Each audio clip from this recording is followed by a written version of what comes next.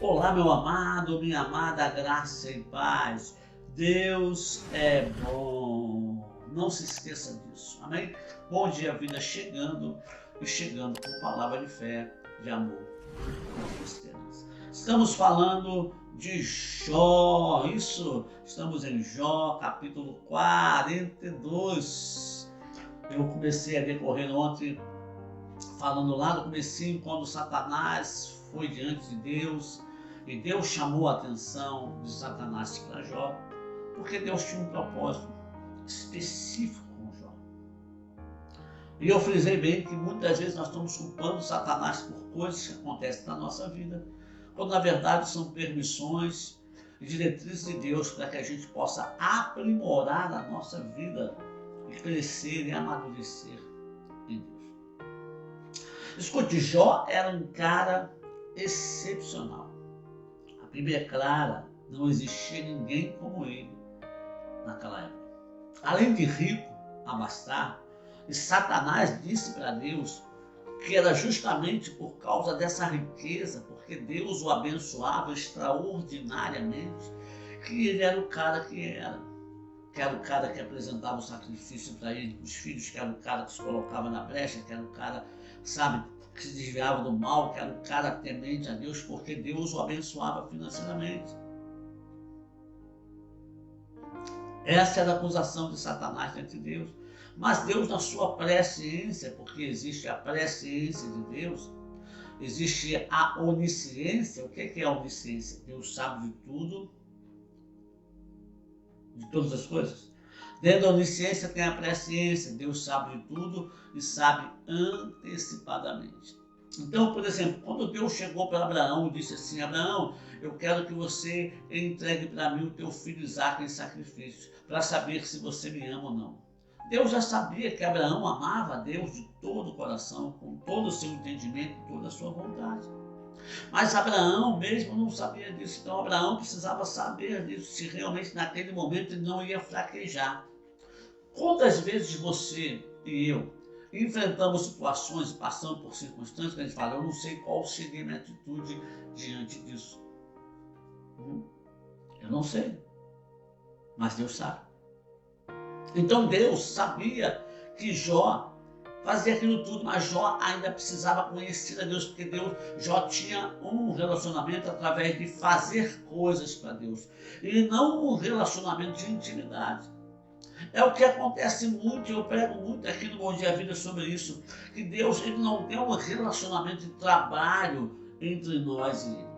Deus não quer ser o seu patrão, meu amigo. Deus não quer ser o meu patrão. Deus quer ser o seu pai.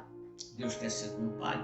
E quando eu falo de ser pai, eu falo que Deus quer ter intimidade. Deus quer criar memórias de relacionamento entre você e Ele, entre eu e Ele. Por isso que Ele é pai. É por isso que Jesus, quando foi ensinar os discípulos a orar, falou, quando orareis assim, Pai nosso que estás no céu. É por isso que Jesus falava, eu e o Pai somos um.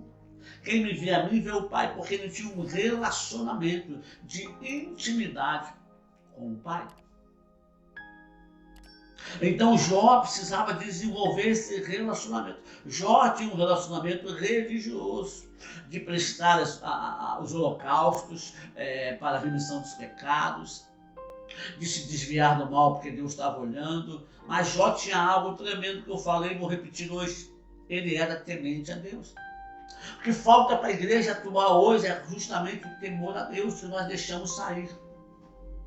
A igreja atual começou a fazer tantas coisas e o temor foi dando lugar a uma ousadia perigosa, porque passaram a fazer coisas em nome de Deus que Deus não estava no negócio. Começaram a realizar feitos e ações e atitudes em situações que Deus não estava no mistério. Sabe, começaram a dar valor a movimento e a movimentação, quando na verdade Deus queria dar valor a não movimento, mas a presença dele. Porque a presença de Deus, amado, ela não vai se manifestar para exaltar o homem em momento algum. A presença de Deus sempre se manifesta para tirar o homem de ação e colocar Deus em primeiro lugar. Porque quem tem que estar em primeiro lugar não é o homem Luiz Augusto, não é o pastor tal, fulano de tal, sabe? Quem tem que estar em evidência sempre é Deus, sempre é Cristo, sempre é o Senhor. Aleluia, sempre é Ele. Então, quando a presença de Deus se manifesta no lugar, se manifesta para jogar toda a ousadia do homem por terra, todo orgulho, toda soberba, toda prepotência do homem por terra. Então, Jesus sempre se relacionava dizendo, olha, eu estou fazendo isso em nome do Pai. As palavras que eu vos prego não são minhas, mas são palavras que meu Pai manda eu fazer.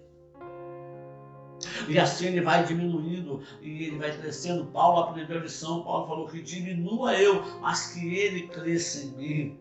Aleluia, glória a Deus. Louvado seja o Senhor. Jó precisava aprender a ter esse relacionamento.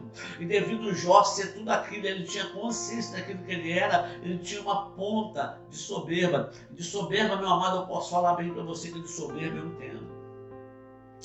Eu entendo de soberba. E a soberba, ela sempre exalta você mesmo. Você é o melhor, você é o cara, você é o que resolve, você é o que faz fogo cair do céu. E Elias foi bem claro, ele não fez o fogo cair, ele falou, fique hoje sabendo que eu sou teu servo e que segundo a tua palavra eu fiz todas essas coisas. A resposta de Deus veio como fogo, porque Elias tinha feito tudo segundo a palavra de Deus. Jó precisava ter esse feedback, Jó precisava ter esse entendimento, essa compreensão de quem realmente Deus era e como realmente Deus se relacionava. Então Deus permite as duas provas de Jó. A primeira, Jó perde tudo. O homem milionário, o homem rico, maior do Oriente, acorda rico, mas no outro dia acorda pobre. Ele vira de um dia para o outro, de rico fica pobre e sem filhos.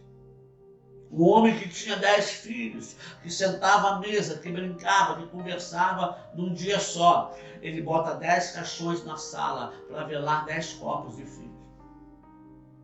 O homem que acorda alegre, inspirado, pronto para fazer um sacrifício para Deus, termina o dia com 10 caixões na sua sala, coração partido, ainda ouvindo a mulher falar no ouvido dele, amaldiçoa esse Deus e morre. Ei, seja sincero com você mesmo, você aguentaria isso? Pastor, mas Jó, ele não blasfemou, realmente ele não blasfemou. Mesmo chorando, mesmo com dor, mesmo com problema, Jó não atribuiu culpa a Deus.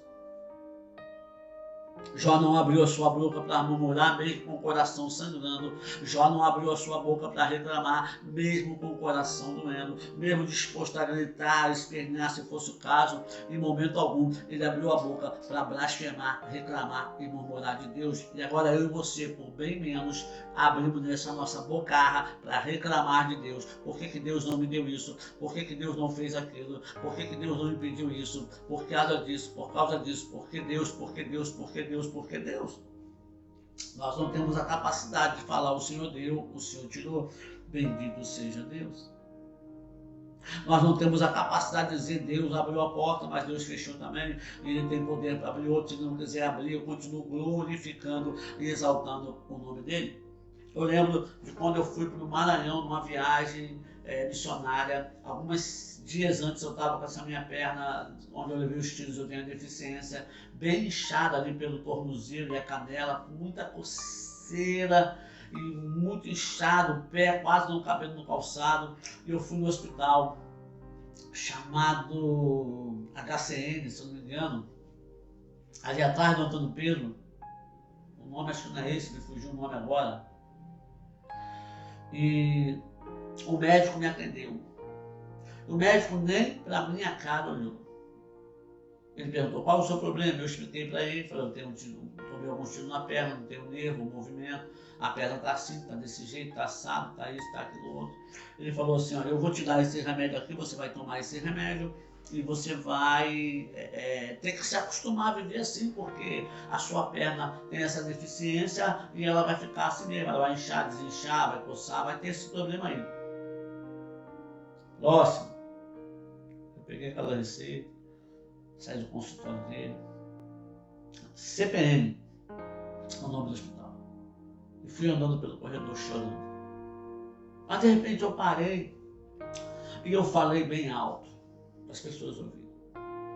Eu falei, olha aqui, Satanás, escute bem.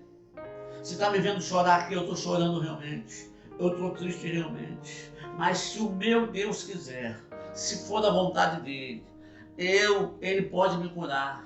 Mas se ele não quiser, eu vou continuar a glorificar o nome dele, a exaltar o nome dele com essa perna inchada e coçando do mesmo jeito que está. Eu não vou deixar de glorificar o meu Deus, não vou deixar de exaltar o meu Deus por causa dessa perna. Eu vou continuar fazendo aquilo que ele me chamou para fazer e continuar glorificando, exaltando o nome dele. Ouviu?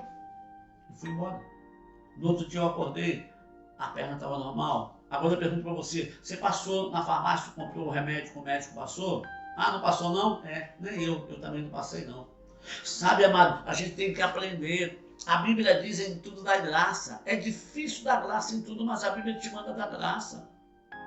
A Bíblia diz que todas as coisas cooperam para o bem daqueles que amam a Deus, daqueles que são chamados segundo o seu propósito. Você foi chamado segundo o propósito, eu também. Eu não sei como uma dor, eu não sei como um sofrimento, como uma enfermidade pode cooperar para o nosso bem, mas aquele que é poderoso, que sabe de tudo, ele sabe. Ele sabia que a prova de Jó, dele perder os 10 filhos e toda a sua fortuna, iria cooperar para o bem de Jó. E aí Deus permite. Precisamos entender aquilo que Deus permite, aquilo que Deus não permite.